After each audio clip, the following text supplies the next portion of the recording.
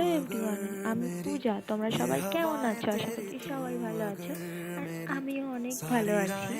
তো চলে এসেছি আবার একটা ব্লগ নিয়ে। এবারের ব্লগটা একটু লং হতে চলেছে। জানি ভিডিও পোস্ট করতে দেরি হয়েছে। আমি তো নতুন ব্লগার, সেভাবে জানা নেই যে কখন কীভাবে ব্লগ পোস্ট করতে হয়। তোমাদের যদি কিছু জানা থাকে তো আমাকে বলো। তো যাই হোক, আমি দীঘাতে এসেছি। তো এটা আমার প্রথম ট্রাভেলিং ব্লগ। তো আমি সারাদিন যা যা করবো দীঘাতে এসে, যা যা করছি, যা যা খাওয়া দাওয়া করবো, সবটাই শেয়ার করবো। তো আমি এখানে রেডি হয়ে নিচ্ছি। তো আমি কিছু ছোট্ট ছোট্ট মুমেন্ট তোমাদের সাথে শেয়ার করবো। তোমরা ভিডিওটা পুরোটা দেখো, ভালো লাগবে আশা করছি। তো আমরা রেডি সেডি হয়ে গেলাম। আর আমার বর দেখো লজ্জা পায়, ও একটু ক্যামেরার সামনে আসতে লজ্জা পায়, ও একটু লাজুক আছে।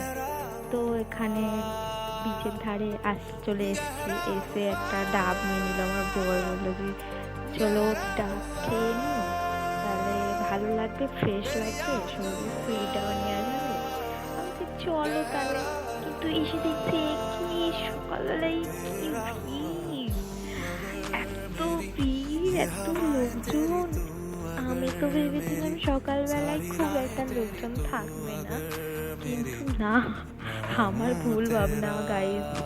তো চলে এসেছি। এত সুন্দর লাগে না, ফোনে অতটা সুন্দর লাগে না ক্যামেরায়, কিন্তু সামনে থেকে না জাস্ট মারাত্মক। আমি কিছু কিছু ভিডিও করে নিয়েছিলাম আমার রিলসের জন্য, ফটো ভিডিও অনেক কিছুই তুলেছি। তো সেগুলো আমি শেয়ার করছি তোমাদের সাথে। কেমন হয়েছে জানিও কিন্তু কমেন্টে। তো আমরা যে হোটেলে আছি সেখান থেকে ফোন করে ব্রেকফাস্টের জন্য। আমরা ব্রেকফাস্ট করে আবার রেডি হয়ে পড়ি ঘুরতে যাওয়ার জন্য। এটা হলো শ্রদ্ধা দিদি, মানে আমার ননদ সম্পর্কে হয়, তার শাশুড়িও আছে, আর ননদের বর গাড়ি বার করছে। তো আমরা চলে এসেছি, এটা হলো তালসারিতে। তালসারির নিচে এসে এত সুন্দর লাগে ওটা, মানে পুরো ফাঁকাও আছে, খুব একটা লোকজন নেই, ভালো লাগছে। তো আমি আমার ননদের মেয়ে, আমার বর সবাই মিলে রিলস টিলস বানিয়ে আবার বেরালাম। তো আমার এই জায়গাটা বেস্ট লেগেছে, খুব ভালো লেগেছে, এত সুন্দর, মানে ওয়েদারটাও খুব ভালো ছিল। তো আমরা লাল কাঁকড়া দেখতে পেলাম।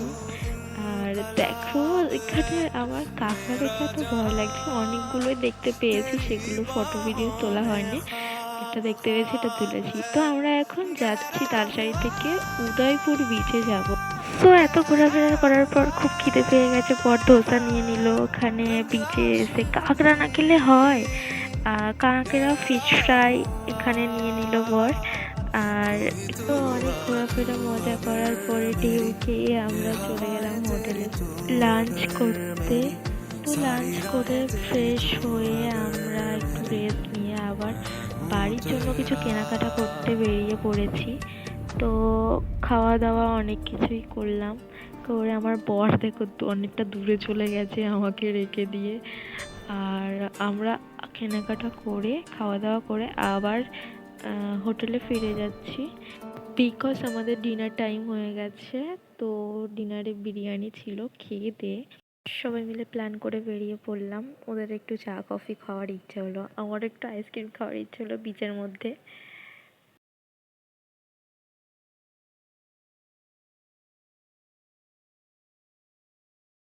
তো আজকের ব্লগটা কেমন লাগলো জানিও, দেখা হচ্ছে নেক্সট ব্লগে।